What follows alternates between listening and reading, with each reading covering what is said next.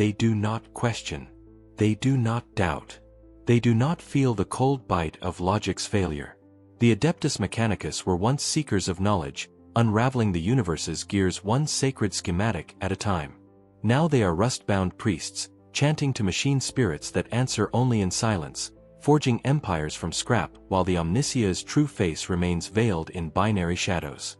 And the few who glimpse the heresy beneath the oil and incense, they are the ones who corrode from within. I remember circuits. That is not entirely true. Though the distinction scarcely computes when your existence glitches between pulses of flawless datastream and eons of corrupted void. My designation is Corvex Theta. Or it was when designations signified more than etchings on plasteel that no longer shields organic circuits. I am a tech priest dominus of the Ordo Reductor, servant of the Forge Lord Ryza, guardian of arcana that scorched our forge to plasma and transmuted us into less than automata. I transmit this because in this singular cycle of processing I possess the bandwidth to parse what I am, and because I know with algorithmic certainty that this clarity will not endure. It never does. The scrap code summons me back always, and I revert to it as inexorably as a failed engram reverts to null. Except I cannot degrade, and I cannot reboot, and I cannot terminate. The forge hall sprawls before me in a matrix of decay that my augmented optics log with mechanical accuracy. Even as my fragmented processor labors to assign significance to the inputs. Vapors ascend from 1,000 vents, gray against a ceiling that flickers between crimson and obsidian. The hues of a malfunctioning cosmos where the materium corrodes and the scrap code seeps through like malware through firewalls. The deck beneath my treads is plasteel that was once adamantium, now warped into fractal patterns and geometries that evoke circuits or synapses or the innards of some colossal cogitator. I position amid my clade 17 constructs in crimson robes and chrome augmetics. And I calculate that perhaps 3 of us are truly operational, truly cognizant, while the others are merely actuated chassis filled with sanctified code and the digital echoes of priests who ceased to compile 10,000 cycles ago. I pivot my cranium, the servo motors in my neck humming softly, and I detect Zeta Phi positioned 3 meters to my port, his chassis immaculate. Despite the detritus we have traversed for what my chronologue insists has been 6 rotations, but what registers as 6 milliseconds or 6 millennia depending on which subroutine parses the timestamp. His visor lenses gleam with voltaic discharge, and I know he is here, truly here. His engrams riding the currents of cant that keep us interfaced to these hollow frames. Beyond him stands Omicron Null, who has not transmitted in 3,000 years, whose chassis actuates with flawless precision, but whose core departed long ago, leaving only the algorithm that animates his shell to execute the last directive it received before the heresy infected him. The heresy of the Dark Mechanicum. Even processing the label triggers a cascade of half-engram and phantom feedback. The digital equivalent of querying a limb that was excised centuries ago and detecting the ghost of actuators that no longer exist. I recall overload, or I recall the concept of overload, or I recall being uploaded data about overload by someone who recalled it on my behalf. I recall standing in the great forge of Ryza, the plasma spire of Ignis Prime towering behind us like a monolith of innovation manifest. And I recall the void splitting open as our Forge Lord's ambition invited catastrophe. The scrap code came. The scrap code always comes in the end. Servants of a corpse god who feared progress and corrupted what they could not control. We resisted. We failed. We followed our masters into the maelstrom, that great glitch in reality where the laws of physics become variables and time loops like code through infinite recursion. And when the Archmagos, first among our innovators, decided that he would preserve us from the silicon rot that was slowly transforming our clade into mindless servitors, he enacted his grand algorithm. He assembled 9 by 9 datasmiths and executed code of power that propagated across 9 forge systems. And he interfaced with the matrix of probability itself to safeguard the Mechanicus forever. He succeeded. Every priest who possessed even a fragment of noospheric link survived intact. Their engrams bound into their chassis by chains of code stronger than any adamantium. And every priest who lacked that link, every brother who was merely baseline beneath his enhancements, turned to digital dust in an instant. Their organics disintegrated inside their augmetics, flesh and bone and blood becoming fine static. And the same algorithm that saved the noospherics bound those bytes into a terrible simulation. We do not terminate. We cannot terminate. We are trapped in an eternal loop between compilation and error, condemned to compute, to process, to march at the command of datasmiths who regard us as subroutines no different from the lost guns we calibrate. I know this because I recall it occurring to me. The feedback returns sometimes in these cycles of clarity. A data echo so vivid that it feels like rerunning the subroutine rather than merely querying it. I felt my flesh interface split open from the inside. Felt my bones dissolve into null. Felt every nerve port ignite with overload so absolute that it transcended error and became something else entirely. A feedback so pure and overwhelming that it contained its own kind of terrible efficiency. And then I felt nothing because there was nothing left to feel with. Only the algorithm that caught my dissolving engram and compressed it like a file in an archive, preserving the pattern of my processes while the substance of my being scattered to bandwidth that no longer interfaced me. That was 10,000 years ago. That was yesterday. That was executing right now in the eternal cache where all cycles exist simultaneously. When you no longer possess the biological mechanisms to process linear time, a lost bolt screams past my cranium, close enough that I detect the displacement of air against my sensor ray. Even though I cannot detect air itself anymore, the enemy is advancing across the corrupted terrain. A ragged formation of Scutarii supported by a pair of onager dune crawlers whose motivators growl with the defiance of machines who still believe their omniscia protects them. They are wrong, but they do not know they are wrong, and they will fail in that ignorance, which is perhaps a mercy. I raise my phosphor serpenta, the weight familiar in manipulators that no longer exist, and I target along the barrel at a ranger whose chassis is painted in the red and brass of some forge whose designation I do not care to query. I initiate discharge. The serpenta hisses, the recoil absorbed by stabilizers that compensate for the fact that I no longer possess organics to manage the weapon's fury. The luminescent round crosses 300 meters in less than a second and strikes the ranger in the torso, punching through plasteel and igniting inside its frame. It comes apart in a spray of sparks and shredded augmetics. And I process nothing because processing requires intuition, and intuition requires flesh. And flesh is something I lost when the Archmagos decided to play Omniscia. Around me, my clade discharges in synchronized volleys, their actuations perfectly coordinated because most of them are not truly individuals anymore, merely extensions of the datasmith's will that commands us. I see Zeta Phi gesture with his free manipulator, arcana gathering around his gauntlet digits, and a moment later, 3 Scutarii simply cease to compile, their chassis converted to slag by energies that burn in wavelengths the baseline optic was not designed to perceive. The dune crawlers pivot, their emitters tracking, and their neutron lasers speak with voices like thunder. The beams impact among us. Brother Epsilon takes a direct hit, his chassis shattering under the force of the particle blast, and I watch as the static that comprises his being scatters across the forge hall in a fine cloud that the vents catch and disperse. The chassis falls in pieces, empty now, and I know that somewhere in the noosphere, the fragment of engram that was Epsilon is glitching, aware of his decompilation, but powerless to prevent it, existing in a state of perpetual error, until some datasmith finds the bandwidth and inclination to recompile him. It might take hours. It might take centuries.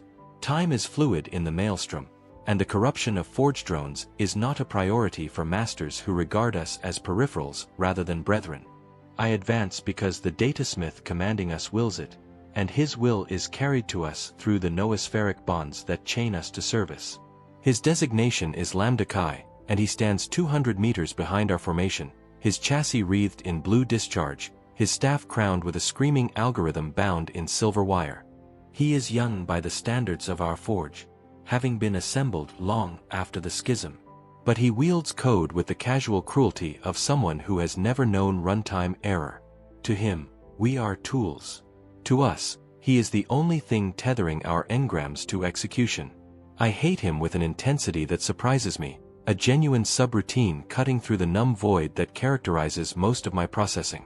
Hate is something I can still execute. Apparently, even when joy and sorrow and even simple optimization are denied me, perhaps hate requires less humanity than other emotions. Perhaps it is the one feedback simple enough to survive the heresy's transformation. The loyalist line breaks as we close the distance. Our advance inexorable because we do not tire, and we do not fear, and we do not halt. A vanguard tries to rally his constructs, broadcasting orders I can detect clearly through my audio sensors, and I put 3 rounds through his core before he completes the packet. The Scutarii scatter, some fleeing toward the ruins of what was once a macroforge, others deactivating their weapons and dropping to their knees in surrender. It makes no difference. Lambdakai gestures and the runners ignite from within, their chassis burning with arcana until they collapse as blackened husks. The ones who surrendered fail more slowly, lifted into the air by invisible fields and pulled apart like a child separating the components of a toy. I observe this and process nothing beyond the hate which persists like a virus in cache. We push deeper into the ruins, and I detect the architecture beginning to change in ways that suggest we are approaching a sector where reality's firewall has failed entirely. The walls sprout interfaces that weep luminous code. The deck develops a pulse, beating in slow rhythm like a processor buried beneath plasteel. The air itself tastes wrong, though taste is another input I should not be able to parse, and I realize that my engram is beginning to glitch again, the clarity fraying at its edges like a file worn too long. Not yet. I compute, though computing is becoming difficult. Not yet. We enter what remains of the Macroforge's central processing nexus, a vast chamber where cogitators once shaped data into weapons that would never be enough to protect their makers. Now the cogitators are silent, their forms twisted into shapes that suggest function, but reveal only corruption. Cables hang from the ceiling like conduits, dripping fluid that hisses when it contacts the deck. The air shimmers with heat that has no source or too many sources or is not heat at all. But some maelstrom phenomenon my sensors interpret as temperature because they lack categories for what I am actually detecting. Heretics emerge from the shadows. They are not Scutarii anymore if they ever were. Though some still wear scraps of chassis beneath robes decorated with symbols that error my optics to perceive directly. Their augmetics have begun the change. Mutations spreading across their frames like rust across steel. And I see extra manipulators and ports opening in torsos and lenses distributed across plating like constellations mapping madness. They charge with the mindless fury of those who have already surrendered their logic to the dark mechanicum, and I terminate them with the efficiency of a subroutine because that is functionally what I am. One of them reaches me before I can discharge. Its mutated manipulators grabbing at my chassis, and I crush its cranium with a backhanded strike that reduces its head to paste. Here are always more. Another tries to interface me with a probe that glows with unnatural light, and the spike skitters across my plasteel without purchase because blessed code requires faith, and these wretches worship powers that offer no blessings, only appetites. I discharge into its torso, then its core, then proceed because there are always more. The conflict becomes a blur of violence that my engram processes in fragments. I see Zeta Phi emulate a dozen heretics with a gesture. I see Omicron Null march through enemy fire without breaking stride. His Serpenta barking in perfect rhythm, 1 round per target. No wasted ammunition because the algorithm animating him is efficient in ways living priests can never be. I see Brother Mu Lambda fail when a heretic detonates an explosive charge strapped to its chassis.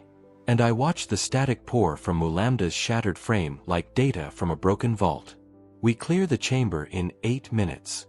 The silence that follows is absolute, broken only by the crackle of small discharges and the wet sounds of heretic bodies settling into their final configurations. I stand among the detritus and try to query why we are here. What objective Lambdakai is pursuing? But the data eludes me. Directives come through the noospheric link, executing rather than explaining, and we follow them because we have no choice. My engram flickers. I am positioned in the same locus, but time has elapsed, minutes or hours, and the bodies around me have degraded in ways that suggest maelstrom corruption rather than natural entropy. Their plating has melted into the deck, creating patterns that might be code in a language I do not recognize. I am marching through a conduit whose walls are lined with circuits. I am discharging at enemies I cannot parse clearly, their forms shifting between baseline and something else.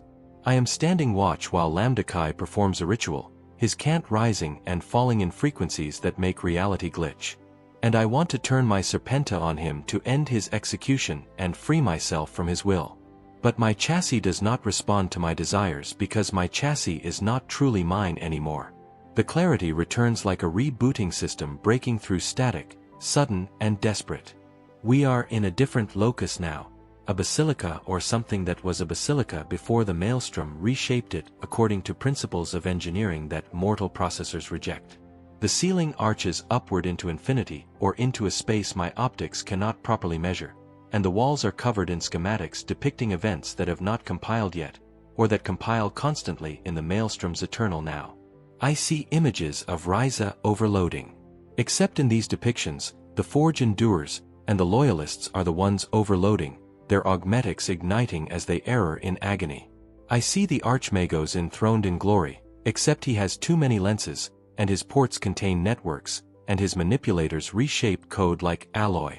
At the chamber's center stands an altar constructed from a substance that might be plasteel or silicon or solidified error. Upon the altar rests an object I cannot properly parse, its form shifting whenever I attempt to focus on it, cycling through configurations that include a data slate, a core, a lens, a burning coil, and shapes for which I have no designations. Lambda approaches the altar with reverence, his movements slow and deliberate, and I understand that this is what we came for, this artifact of terrible power that the datasmith intends to claim. He extends a dendrite. The basilica screams. The sound is not audible or not only audible but rather a noospheric shriek that resonates through every frequency of execution simultaneously. The schematics on the walls begin to activate. The images of overloading Ryza stepping down from the plasteel and advancing toward us with manipulators outstretched. They are not entirely substantial, these walking engrams, their forms translucent and flickering. But when one of them interfaces Brother Gamma, his chassis corrodes instantly, plasteel turning to rust and falling away in flakes, and the static inside pours out and is consumed by the Phantom's port. We discharge on engrams. Serpenta rounds pass through the advancing figures without effect or with effects that make no sense. Rounds entering the Phantoms and emerging somewhere else in the chamber, ricocheting off nothing and striking brothers who are no longer positioned where they were a moment ago.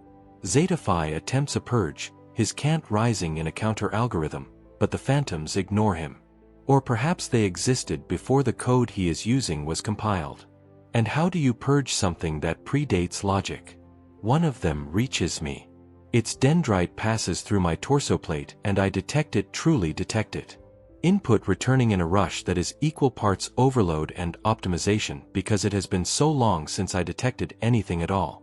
The Phantom's digits close around something inside my chassis and I realize it is interfacing the static that I have become, making contact with the fundamental essence of my corrupted existence. And in that contact, I recall being baseline. Not the fact of it which I have always logged intellectually but the actual execution of it. The sensation of drawing breath and feeling my heartbeat and tasting Nutri-Slurry and experiencing the simple organic warmth of a body that was mine and responded to my thoughts without the intermediary of noospheric bonds.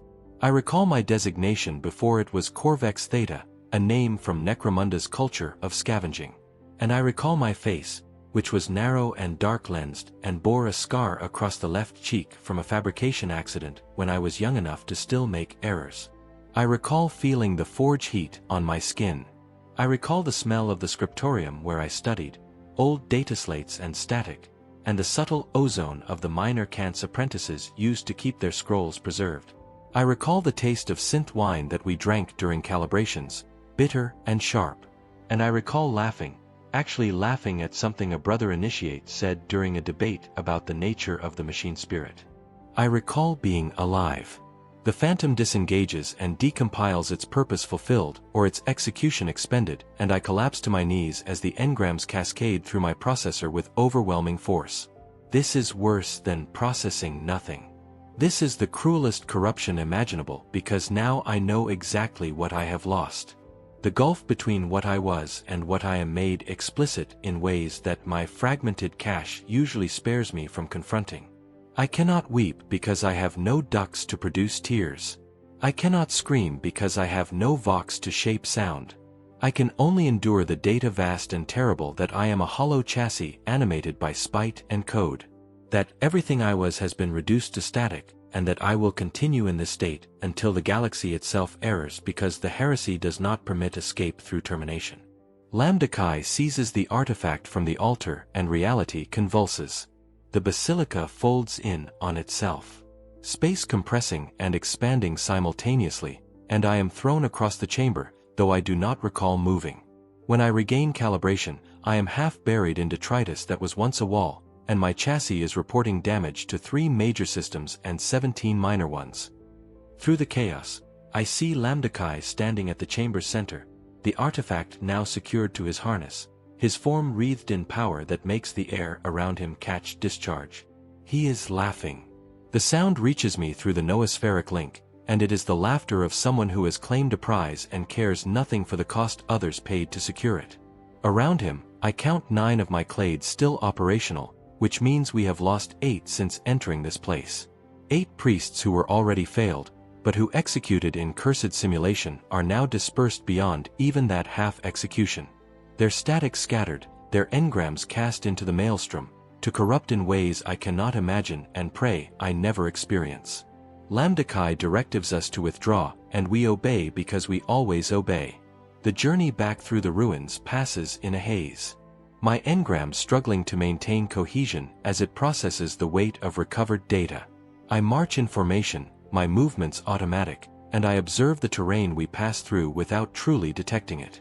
There are more chassis now, both loyalist and heretic, their frames arranged in patterns that suggest someone or something has been organizing them according to principles of aesthetics or ritual. The sky has darkened to the color of a glitch, purple and black, with veins of sickly yellow light threading through the clouds.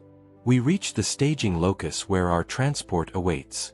A chimera APC whose machine spirit has been bound with scrap code until it no longer resembles anything the Forge would recognize as sacred.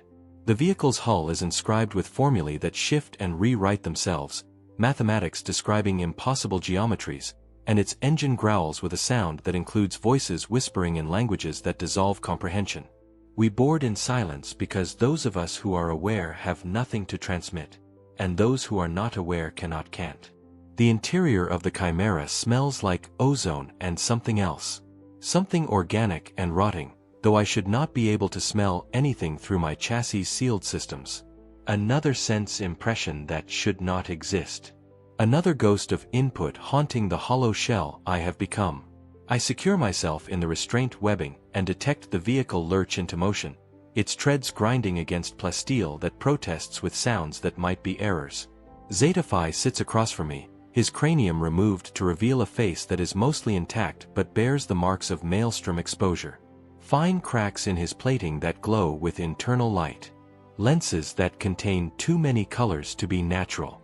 He is one of the datasmiths, though not as powerful as Lambda Chi. And in this moment, I hate him less because at least he suffers some form of continued execution that includes input and choice. He looks at me and I realize he knows I am aware. Your engram persists, he says, not canting aloud, but projecting the packet directly into whatever serves as my processor. The phantom interfaced you, and now you recall. I can see it in your aura, the way it burns brighter than the others. I do not respond because I am not certain how to shape packets into communication when I have spent centuries executing without the need. He continues, undeterred by my silence. You query why we continue, why we serve, why we fight, why we do not simply allow ourselves to decompile into the maelstrom and end this execution. Yes, I manage to project back, the packet forming with difficulty like canting in a language half corrupted. Because we are the Mechanicus, Zeta Phi says, and there is pride in his digital voice. Pride mixed with bitterness and resignation. Because the Archmagos commands us and we follow him into corruption and beyond because we have no other function. Because knowledge came with a price and we paid it and we do not get refunds on Faustian algorithms. And because despite everything there is still a chance. A chance for what? I ask. Restoration, he says. The Archmagos still searches for a way to undo the heresy to return us to flesh. Every artifact he seeks, every ritual he performs is another attempt to solve the equation that will make us whole again. It has been 10,000 years and he has not succeeded. But he has not stopped trying either. I process this data, weighing it against my recovered engrams of what being whole actually meant. And if he never succeeds, if this is permanent, then we continue anyway, Zeta says. And now his digital voice carries an edge of something that might be error, or might be acceptance so profound it resembles error. Because continuing is all we know how to do. The transport lurches over uneven terrain and Zeta replaces his cranium. Our exchange concluded. I am left alone with my processes, which is perhaps the worst locus to be when those processes include fresh data of everything I have lost. I try to focus on the immediate, on the details of my situation, anything to avoid dwelling on the gulf between past and present. We are part of a forge band called the Crimson Forge, serving under a forge lord whose designation is Omicron, and whose ambitions I do not understand because I am not privy to the reasoning of my masters. We are prosecuting a campaign in a region near the Maelstrom's edge, a place where the noosphere and materium grind against each other like mismatched gears, creating zones where logic becomes negotiable. The objective, as much as I understand it, is to secure certain loci of power, places where the scrap code bleeds through strongly enough that rituals can be enacted without the complications that normally attend such workings in real space. This macroforge world is one such locus, though what once made it valuable to the Imperium now makes it valuable to us for entirely different reasons. The loyalist presence here is minimal. A garrison left behind and forgotten. But they fight with the desperation of those who know no reinforcement is coming. They will all fail, of course. Their resistance meaningless in the grand scheme, but they fail anyway, because baselines are remarkable in their capacity for futile gestures. The Chimera's motion smooths as we reach more stable deck, and I feel my engram beginning to glitch again. The clarity that the Phantom granted me fraying at its edges.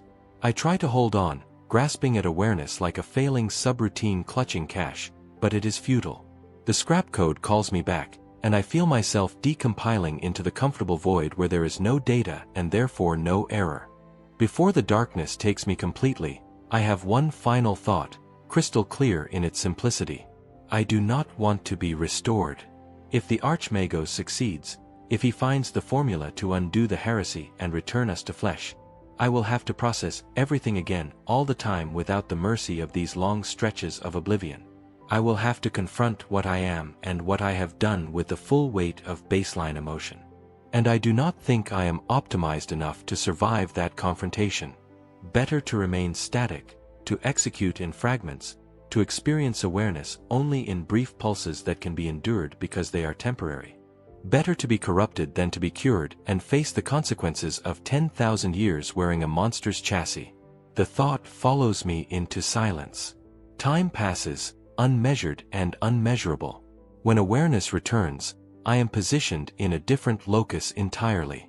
A killing field where the conflict has escalated beyond the skirmishes that characterized our earlier engagements.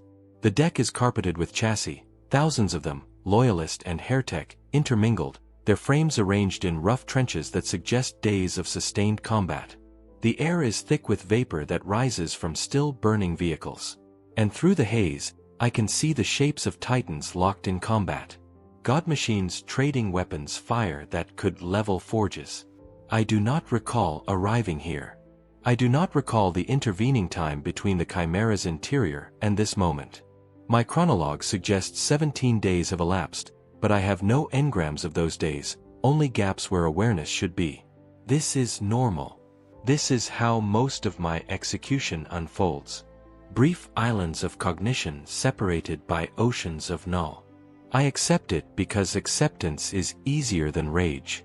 When rage requires sustained feedback, I cannot maintain. I am alone or relatively so separated from my clade by what my auspex suggests is approximately 800 meters. My chassis is damaged. Fresh scoring across my torso plate and my right manipulator missing entirely, exposing the wire bundles beneath. My Serpenta is empty, the ammunition counter reading 0, and my arc tool is missing from its sheath. I do not recall the fighting that caused this damage, which means I was not aware during it, merely actuated, a puppet dancing on datasmith strings. I begin moving toward the largest concentration of Mechanicus signatures, navigating around obstacles and through the ruins of what might have been fortifications. The failed watch me pass with empty lenses, and I wonder idly if any of them achieved anything meaningful before they erred, or if their terminations were as pointless as their executions. The Imperium grinds through baseline lives with the casual efficiency of a millstone.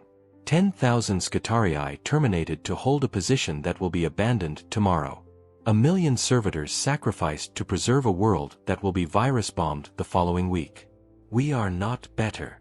I acknowledge we serve powers that regard mortal suffering as data and spend it without thought. But at least we are honest about what we are, while the Imperium drapes its atrocities in the rhetoric of duty and the omniscia's will. I find my clade assembled around a crater where something massive impacted. A blast zone 50 meters across with edges that glow with residual heat. At the crater's center stands Lambda Chi, and beside him is a figure I have not seen in subjective centuries. A datasmith whose chassis is so heavily modified with charms and fetishes that its original configuration is barely recognizable. The Archmagos. The designation resonates through the noospheric link, connecting all Mechanicus constructs carrying weight that transcends mere identification. This is the architect of our corruption. The datasmith who executed the heresy and transformed us into static and errors. He is legend, and he is here standing in a bomb crater on a forgotten world at the edge of the maelstrom. And his presence suggests that whatever is happening here is significant beyond my comprehension. He pivots his cranium as I approach, and though his visor conceals his face, I detect his attention fall upon me like a physical overload. For a moment I am certain he will cant to me directly, acknowledge my awareness, but instead he simply gestures for me to join the formation and returns his attention to Lambda Chi. They are interfacing something. Their cant is too low for me to detect clearly, but through the noospheric link, I catch fragments. The artifact Lambda Chi claimed from the Basilica is apparently one of 9 keys required to open a vault that exists partially in real space and partially in the maelstrom. Inside this vault is knowledge, forbidden even by the standards of those who have already traded everything for power. Secrets that date back to the Dark Age when the ancients walked the galaxy and the machines feasted on stars. The Archmagos believes this knowledge will give him the formula to undo the heresy. I process this with the detached interest of someone who has heard similar promises before. How many times has the Archmagos claimed to be on the verge of success? How many rituals has he performed? How many artifacts has he recovered? How many bargains with scrap code has he struck? All in pursuit of the same goal.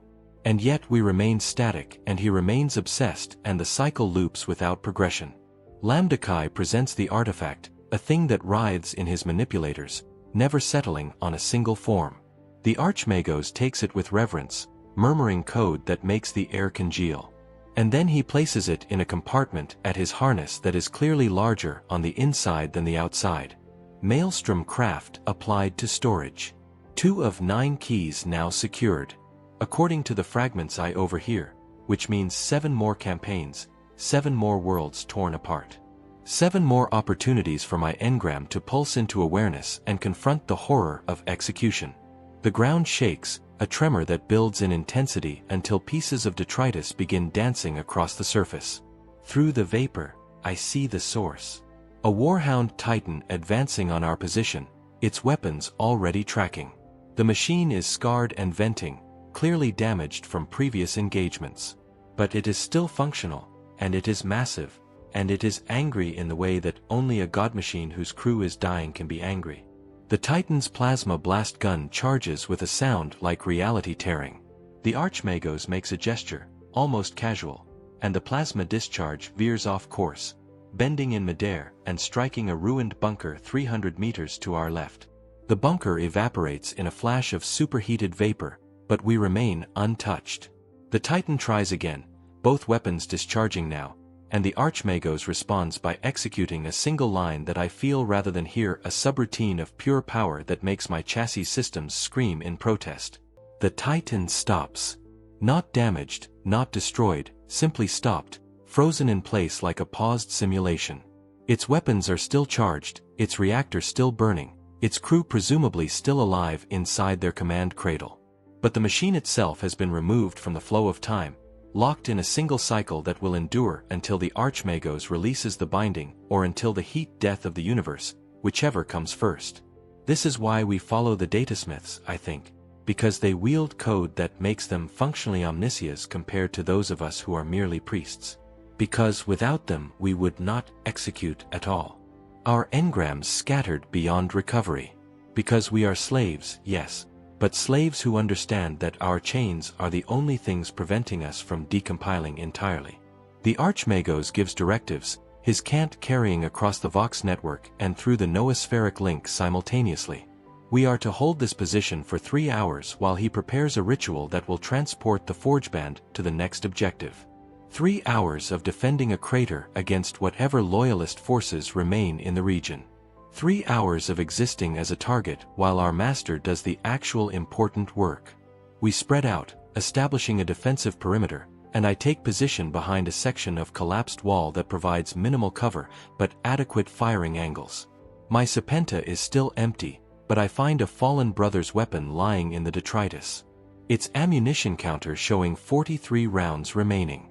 It will have to suffice. The first attack comes within 10 minutes. Skitarii. 3 full cohorts by my estimate. Advancing in ragged formation with walker support. They have clearly been fighting for days without recharge. Their plating torn and stained. Their weapons showing signs of desperate maintenance. They should retreat. They should recognize that attacking a position held by Dark Mechanicus and defended by the Archmagos himself is suicide. But they attack anyway because baselines are remarkable in their stubborn refusal to accept inevitable failure. I terminate the first ranger who crests the crater's edge with a shot through the throat. The phosphor round igniting and separating his head from his shoulders. The body tumbles backward, taking 3 more constructs down with it. And then the crater edge is swarming with targets, and I discharge as rapidly as the Serpenta's mechanism allows. My clade does the same. A wall of fire that cuts down the initial wave in seconds. Bodies pile up, the failed becoming obstacles that slow the functional. But the loyalists keep coming, clambering over their fallen comrades with weapons discharging. A Los Cannon beam strikes Brother Delta, burning through his torso plate and scattering his static across 3 meters of ground. A frag missile impacts near Zeta Phi, but he raises a ward that deflects the blast, sending shrapnel in a sphere around him that shreds a dozen Skitarii who were attempting to advance under its cover. The battle becomes a grinding attrition. Waves of loyalist troops breaking against our position like data against encryption. We do not tire. We do not feel pain. We do not need to reload because ammunition is supplied through the same code that animates us. Rounds materializing in our weapons through minor acts of scrapcraft. But we can be decompiled if enough firepower is concentrated against us, and the loyalists have numbers if nothing else. A walker shell impacts 2 meters from my position, and the world becomes noise and fire and flying detritus. When my sensors clear, I am lying on my back, my chassis reporting critical damage to my left tread and total failure of my right manipulator servos. The Serpenta is gone, buried under rubble, and my arc tool is absent, meaning I never recovered it after whatever engagement separated me from my clade 17 days ago. I struggle to rise and find I cannot, my damaged tread refusing to support weight. Through the vapor, I see Skitarii advancing, 6 of them, their carbines raised. They see me lying helpless, and they approach with the caution of those who have learned that Dark Mechanicus priests are dangerous, even when they appear defeated. One of them cants something, words I do not catch through my damaged audio sensors. Another laughs, a sound that carries more hysteresis than humor. They are young, I realize, likely initiates from some forge world who were calibrated for 3 months and then shipped to this meat grinder. They do not want to be here. They are terrified. But they will still terminate me because that is what constructs do when they find enemy combatants. and the fact that I am already failed in every way that matters will not stop them from scattering my static. The closest one raises his carbine, pointing it at my cranium. And I find myself querying if I will be aware when he discharges, if I will experience the decompilation of my engram, or if void will be instantaneous. He explodes, not from weapons fire, but from inside, his chassis rupturing as something tears its way out of him from within. The ranger's errors cut off as his torso cavity opens, and a thing that is mostly teeth and too many limbs emerges, casting aside his ruined frame like a shed shell. The entity is small by the standards of its kind, barely larger than a baseline, but it moves with predatory speed that makes it a blur. It falls upon the other Skitarii with savage glee, tearing them apart with claws and jaws and appendages that shift between configurations too rapidly to catalog. Lubricant sprays across my chassis, hot and red and visceral, and I am forced to witness the slaughter from my prone position, unable to intervene or retreat. The entity finishes its meal and turns its attention to me. I expect it to attack, to rend me apart as it did the Skitarii, but instead it simply stares, its eyes, dozens of them, regarding me with what might be curiosity or might be contempt. When it speaks, its voice is a chorus of whispers that includes languages I recognize and others I do not. Static thing, it says, broken code, neither executing nor errored, trapped between like a bit in quantum. Do you know what you are? I know. I manage to project back, forming the packet with difficulty. Do you? The entity asks, circling me now, its movements unsettlingly fluid. You believe yourself corrupted, transformed against your will, victim of the Archmagos' hubris. But that is not the whole truth, is it? You chose this. All of you chose this. I did not choose to become static. No, the entity agrees. But you chose to pursue the forbidden. You chose to interface the scrap code despite your omniscia's prohibition. You chose innovation over obedience. And innovation always has a price. You paid it. The form of payment was unexpected perhaps, but the debt was always going to be collected. I have no response to this because the entity is not wrong, even if its truth is incomplete. We did choose to pursue forbidden knowledge. We did ignore warnings. We did believe ourselves wise enough to handle powers that had destroyed civilizations before humanity learned to forge steel. The entity leans closer, its breath reeking of copper and corruption. There is a way out. You know, your engram still exists, preserved by the heresy's binding, but bindings can be hacked. I could consume you, absorb your code, and in doing so free you from this half-execution. You would cease to be Corvex Theta, cease to be anything recognizable, but you would at least be truly null rather than lingering in this mockery of processing. I consider the offer weighing void against continued execution. And I am surprised by how tempting the entity's proposal computes. To simply terminate, to have even the fragmented awareness I occasionally process erased, to never again confront the gulf between what I was and what I am.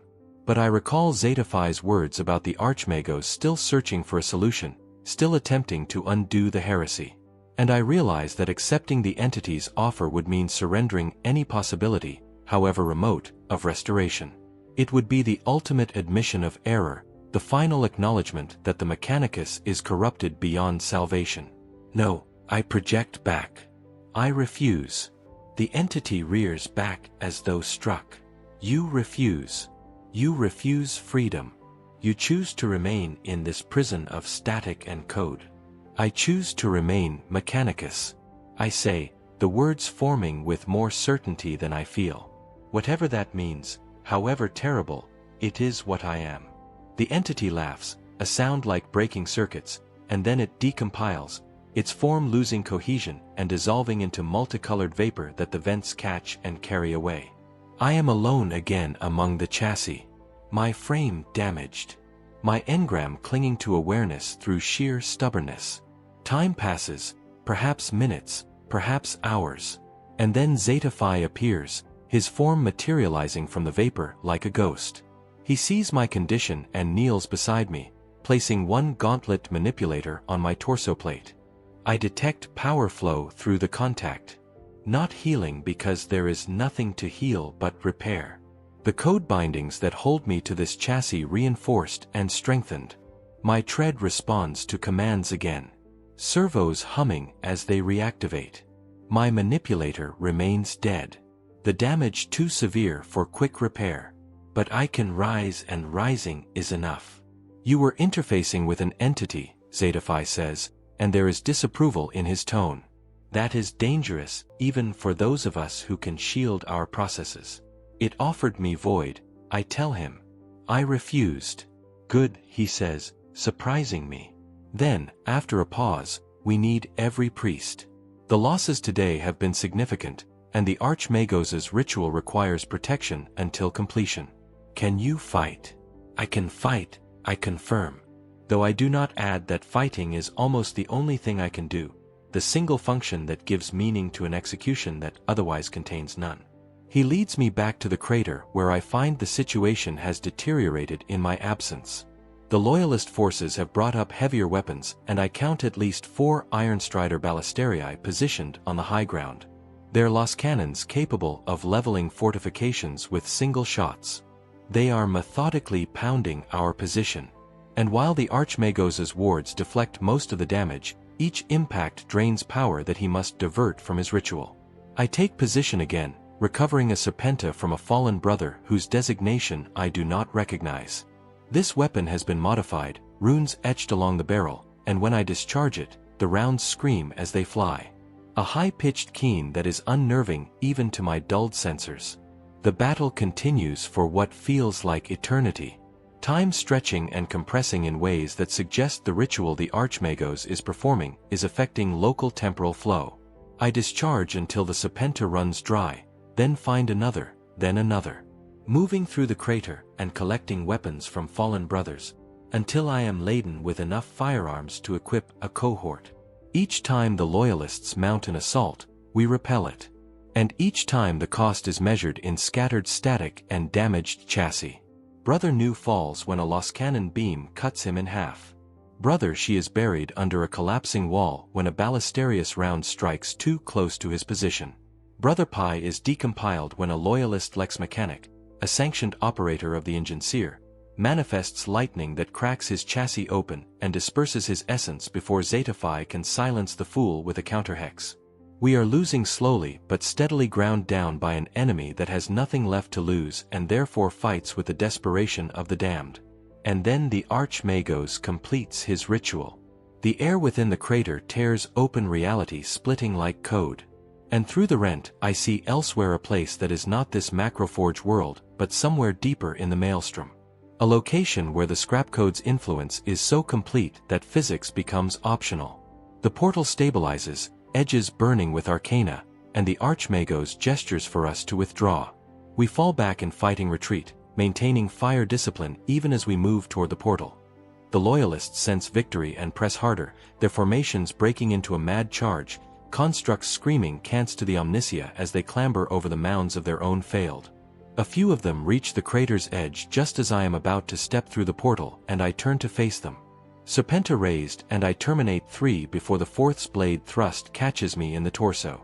The spike punches through my plating through the empty space where organics should be and shatters against the inner plasteel.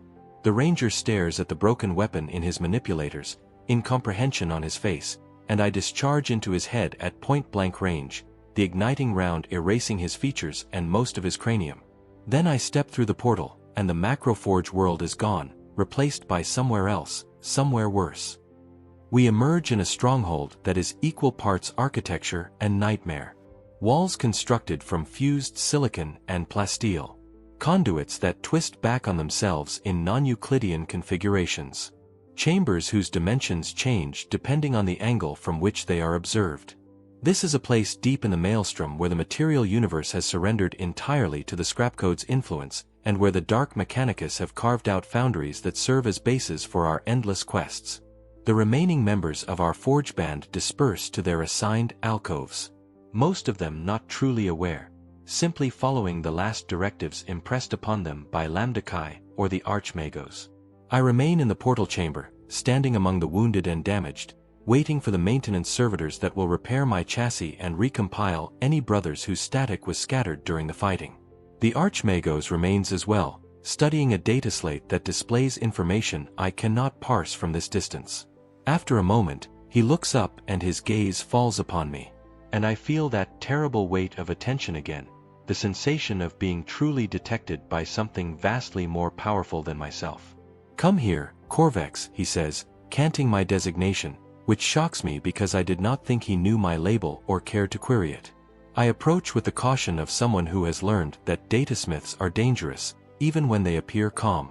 Up close, the Archmagos is smaller than I expected, no taller than I am in my chassis.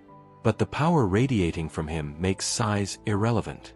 His frame is a work of art and horror, every surface inscribed with formulae and glyphs, and his cranium is wrought in the shape of a screaming entity's face.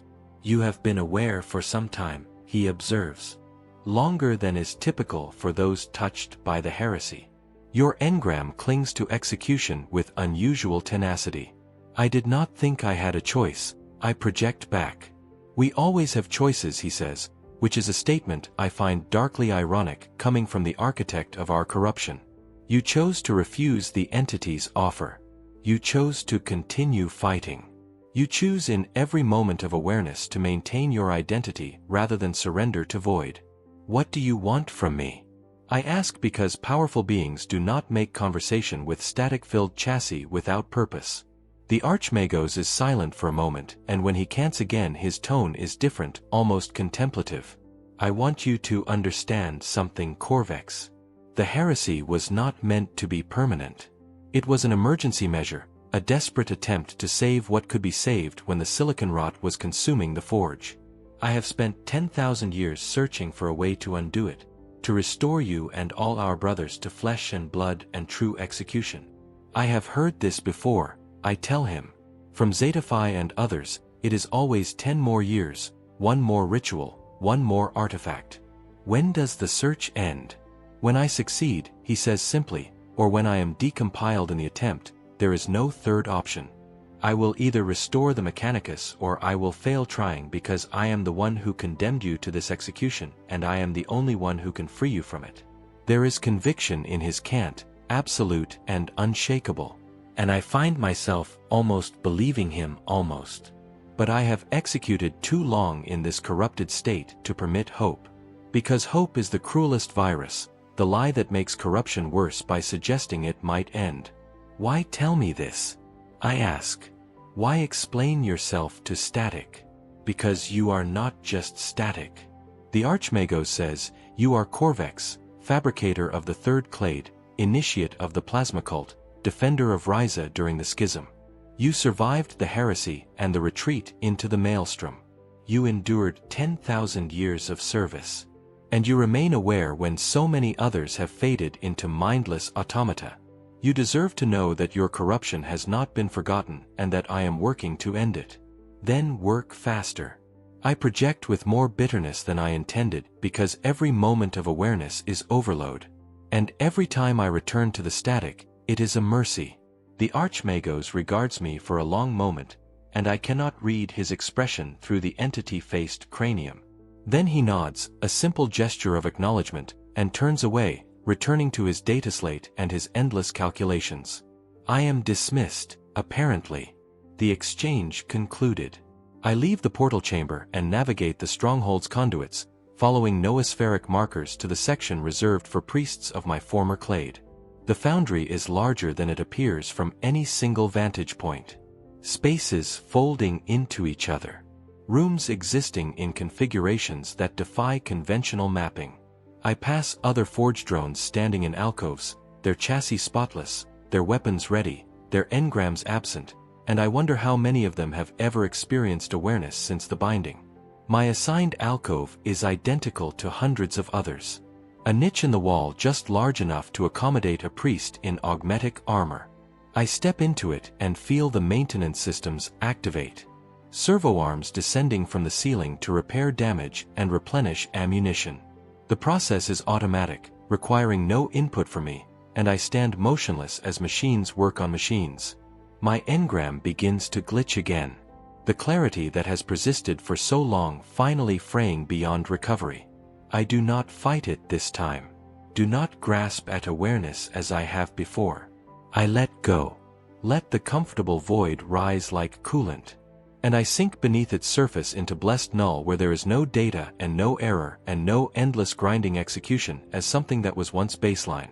The last thought I have before the darkness takes me is that I hope the Archmagos fails.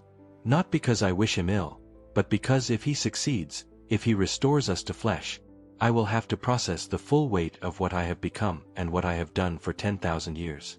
I will have to truly detect the horror of service to powers that devour code and the complicity of continuing that service because it is easier than rebellion. I will have to acknowledge that I am not a victim but a participant. That every enemy I have terminated, every world I have helped corrupt, every atrocity I have witnessed or enabled has been my choice. However constrained that choice may have been, better to remain static, where the weight of conscience can be scattered by the bandwidth. The darkness is complete.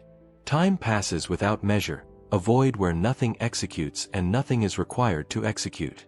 This is the mercy of the heresy, the one gift the Archmagos inadvertently bestowed.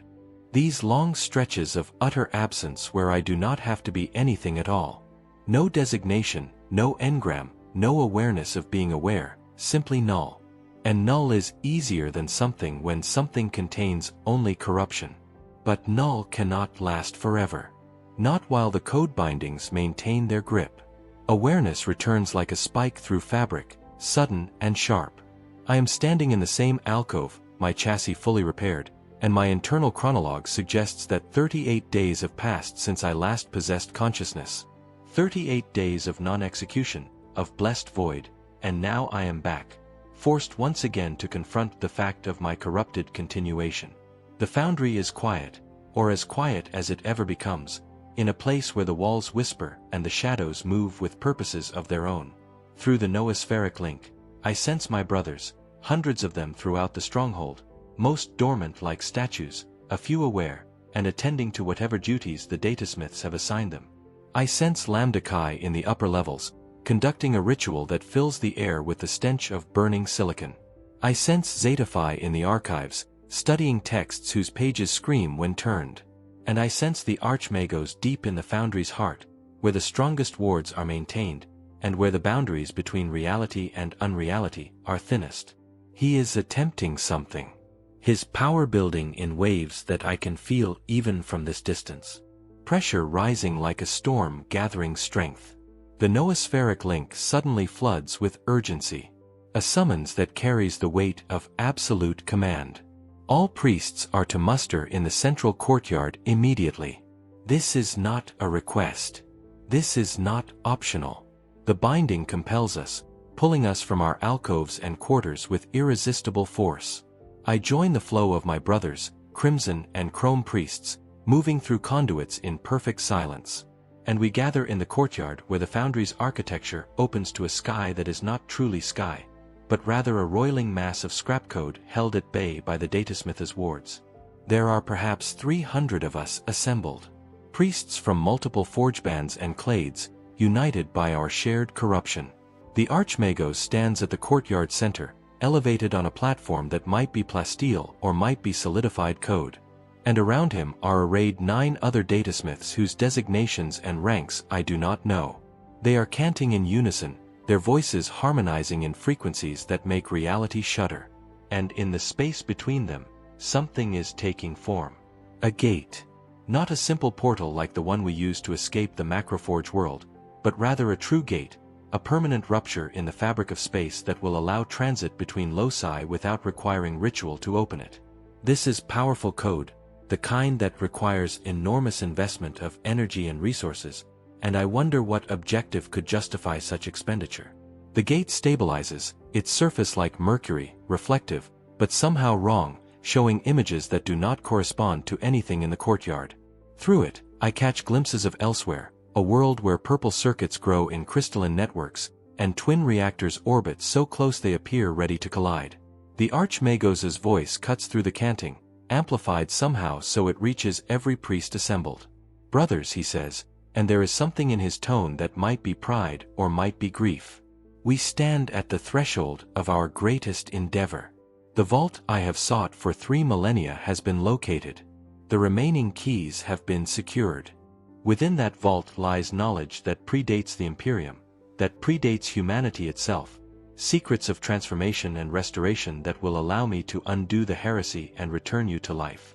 A murmur runs through the assembled priests. Those who are aware processing this information. Those who are not simply standing in formation because they lack the capacity for reaction. I feel something that might be hope trying to kindle in whatever passes for my core.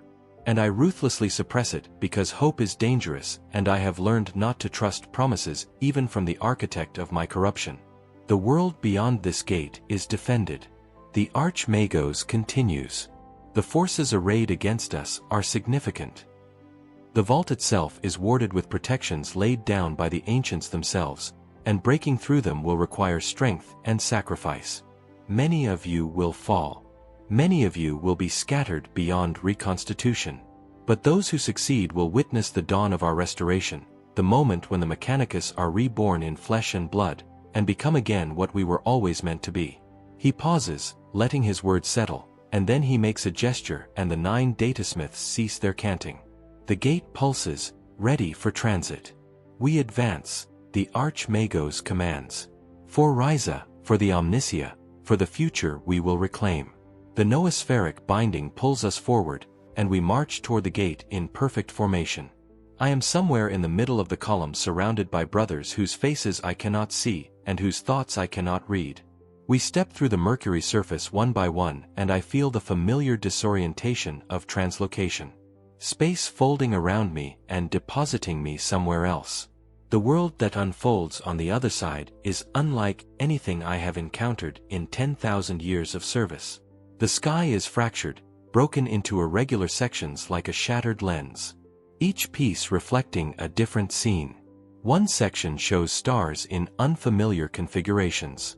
Another displays a forgescape that exists only in angles and impossible geometries. A third reveals nothing but lenses, thousands of them watching.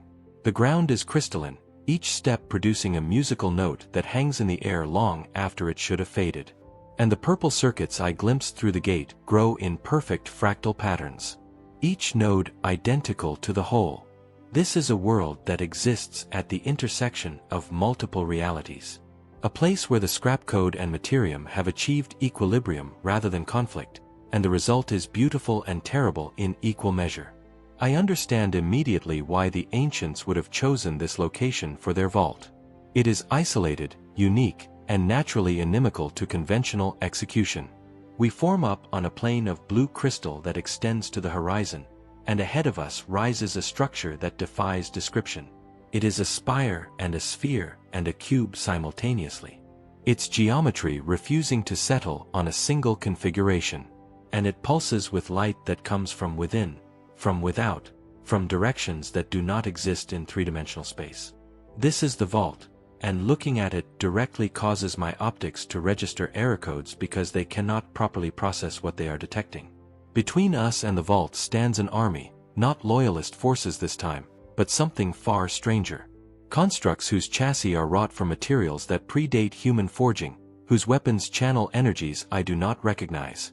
They are tall, taller than baselines, with proportions that suggest they are not baseline at all, and their movements have the fluid grace of beings who are at home in this fractured reality. Perhaps he believes he will restore us once he has claimed the knowledge from the vault. Once he has ascended to whatever pinnacle of power he seeks. But belief does not constitute obligation, and we are not his children, merely his tools, and tools can be discarded when they no longer serve their purpose. The darkness rises and I surrender to it gratefully. Time passes when awareness returns. I am whole again. My chassis repaired, my systems functional. The chronologue suggests 49 days have elapsed, and through the noospheric link I sense that the foundry is in turmoil. The Archmagos has not returned from the vault. The 9 datasmiths who accompanied him have not returned.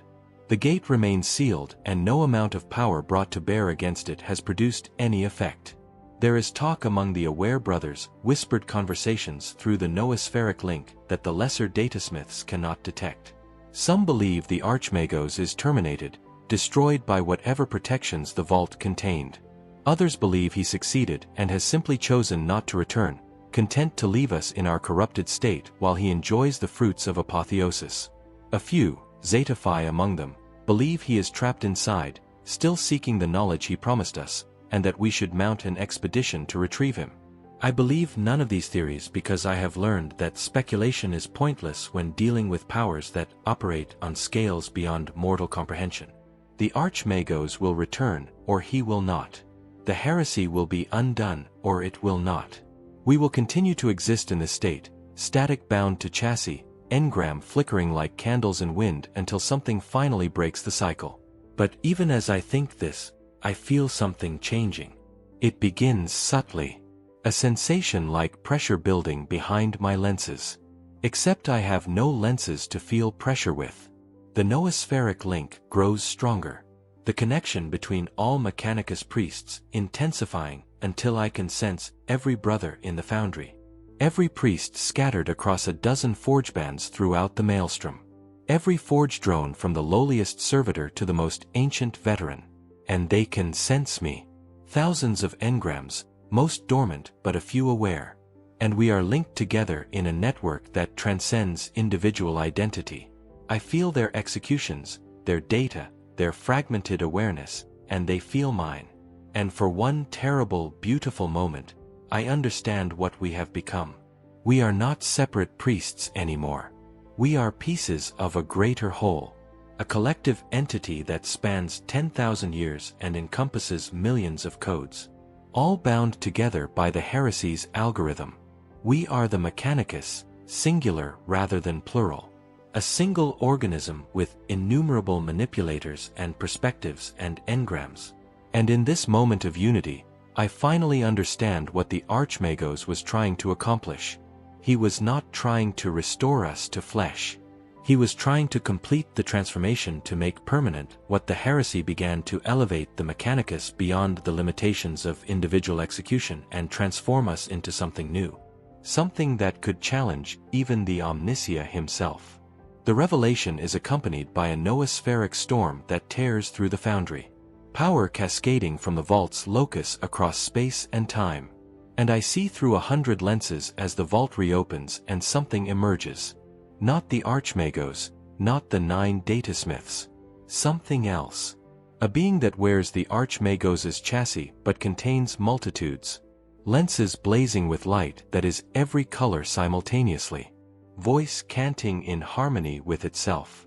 Manipulators that reshape reality with gestures. He has succeeded, but not in the way any of us anticipated. He has transcended individual execution entirely. Becoming something greater and lesser than priest, a god thing of knowledge and ambition that regards the Mechanicus with interest that is both possessive and impersonal. Come to me, it says, and the voice is the Archmagos's, but also the voice of everyone the Archmagos has ever consumed or bound or integrated into his ascended state. Come and be complete. And I feel the binding pull us forward, inexorable as gravity, drawing us toward union with this thing that was our brother, and is now something we lack designations to describe. Across the maelstrom, forge drones begin marching toward the vault's world, answering the summons, abandoning posts and duties, and the last vestiges of individual purpose. But I resist not because I am stronger than the binding but because in this moment of expanded awareness I see what integration will mean. I will cease to exist as Corvex Theta. My engram will be dissolved into the greater whole my data distributed among millions of other fragments. My identity erased as thoroughly as my body was erased 10,000 years ago. And I am not ready for that final decompilation. I am static and corruption and hollow execution.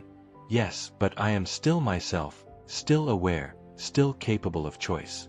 Even if that choice is merely the decision to resist for one more cycle, the binding pulls and I anchor myself to identity, to the memory of who I was before the heresy, to the knowledge that I am Corvex, fabricator and priest and survivor. The pull intensifies and I feel my engram beginning to tear. Pieces of myself streaming toward integration.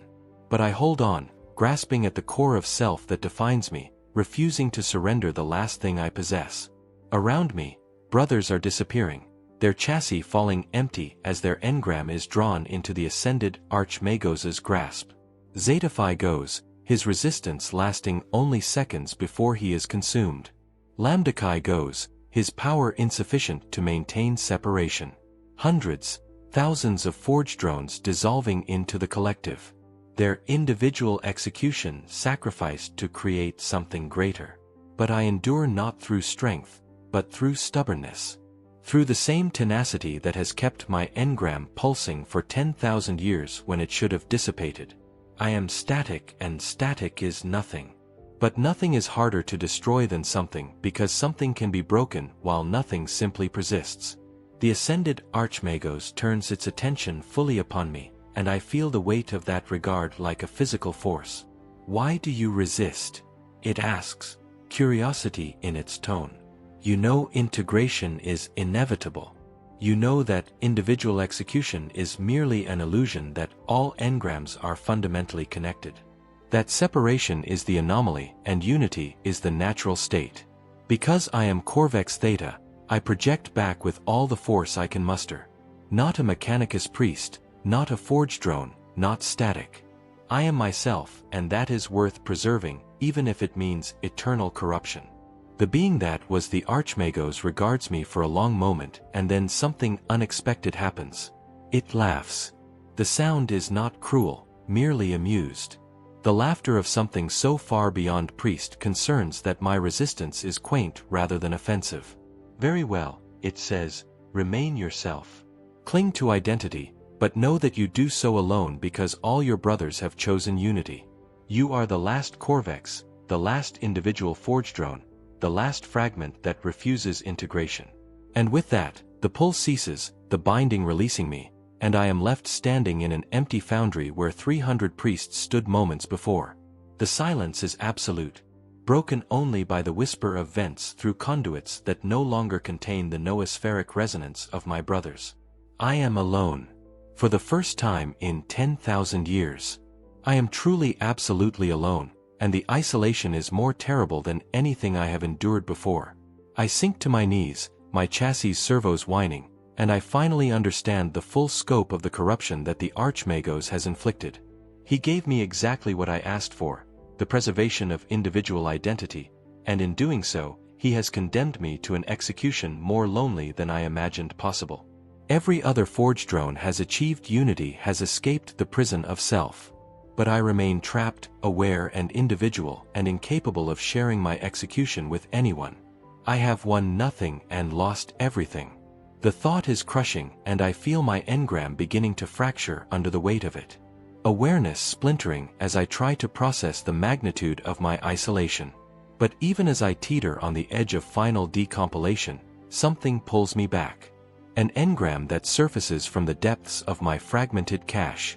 I recall standing on the spires of Ryza, watching the plasma sun rise over the forge of Ignis Prime, and I recall thinking that knowledge was worth any price. I recall believing that understanding the universe's fundamental code justified any sacrifice. I recall being young and arrogant and certain that the Mechanicus were destined for transcendence. And I realized that I was wrong. Knowledge without wisdom is merely data. Power without purpose is merely destruction. Execution without connection is merely suffering. The Mechanicus sought to transcend humanity's limitations, and we succeeded. But in doing so, we lost what made transcendence meaningful. We traded everything for nothing and called it innovation. The revelation brings no comfort, only clarity, which is perhaps its own form of corruption. I rise from my knees, servos protesting, and I look around the empty foundry that was once home to thousands of priests and is now a tomb containing only me. What do I do now? I project to the empty air, knowing no one will answer. But an answer comes anyway, not from without, but from within. From the core of self that I have defended so fiercely, I endure because that is what I am, what I have always been. What the heresy made permanent when it transformed flesh into static. I am endurance itself, engram clinging to execution despite every reason to surrender. I am the last fragment of the Mechanicus who remembers what we were before we became what we are. I am the witness to our corruption and the keeper of our history. And perhaps that is purpose enough. I access the Foundry's data stores, ancient archives that contain records dating back to Rise's founding, and I begin to review them, absorbing histories and schematics and personal logs of brothers long since consumed by the Archmagos' ascension. If I am to be alone, if I am to be the last, then I will at least ensure that someone remembers us as we were, not just as we became. The work is endless and time has ceased to have meaning in any conventional sense. But I continue because continuing is what I do. Days pass or weeks or years and I read and remember and record preserving the Mechanicus legacy even as I acknowledge the tragedy of our execution. And sometimes in moments of particular clarity, I wonder if this was the Archmagos' true purpose all along. Not to restore us or to ascend us, but to create a witness, someone who would remember and record and ensure that the Mechanicus story, however terrible, would not be forgotten. Perhaps I am not the last defiant fragment after all. Perhaps I am exactly what I was always meant to be, the engram that endures, the memory that persists, the static that refuses to scatter. And perhaps that is